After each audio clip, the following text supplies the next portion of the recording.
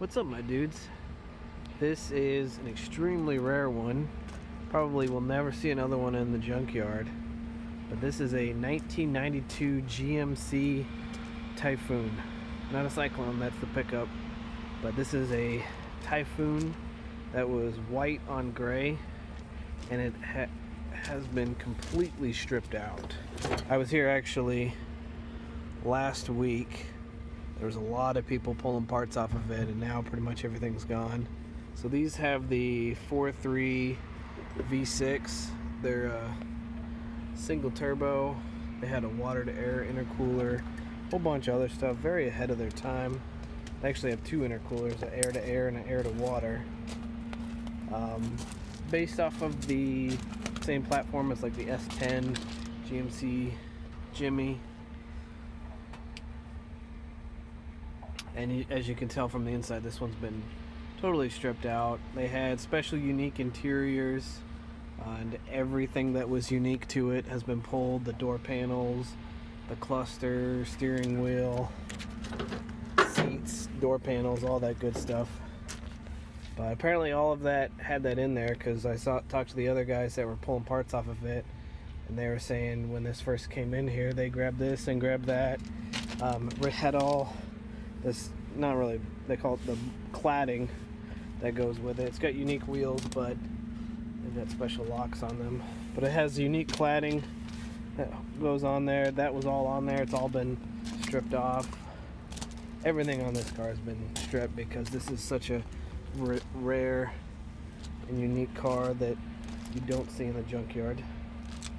Still has the rear wheels on it, but it's too much of work to try and remove it, and they're not in great shape to begin with. So, but as you can see, the reason why, especially on this side of the car, the reason why it's in this yard is just the huge amount of rust.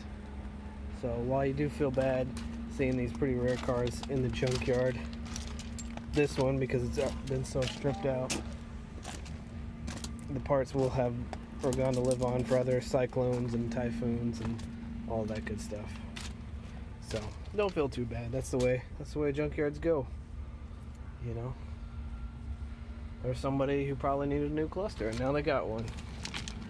Anyway, so I was talking to someone who was pulling a bunch of parts off, the manifolds and all that. So the way that these were built, General Motors built them and then sent them to this company called Paz, who I guess they took, you know, a S10 or a Blazer and stripped all the stuff off and added all the body cladding. They added the turbo. They added all the unique parts. I don't know if they did the interior too, but they added all those other unique parts. And apparently GM stopped paying them, and they went bankrupt, and there was a lawsuit and all this complicated stuff. But I'll let you guys look that up on Wikipedia and whatnot. But I guess they kind of had an interesting story, but they were pretty ahead of their time. Apparently so they have the 4.3 engine, and I think he said it was a 700 R4. And they're all 4x4 as well. Came in a few different colors.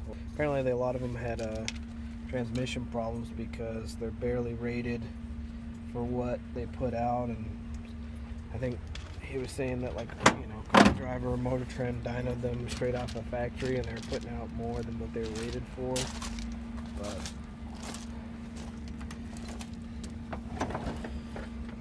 they do have remote oil filters, which apparently leak a lot.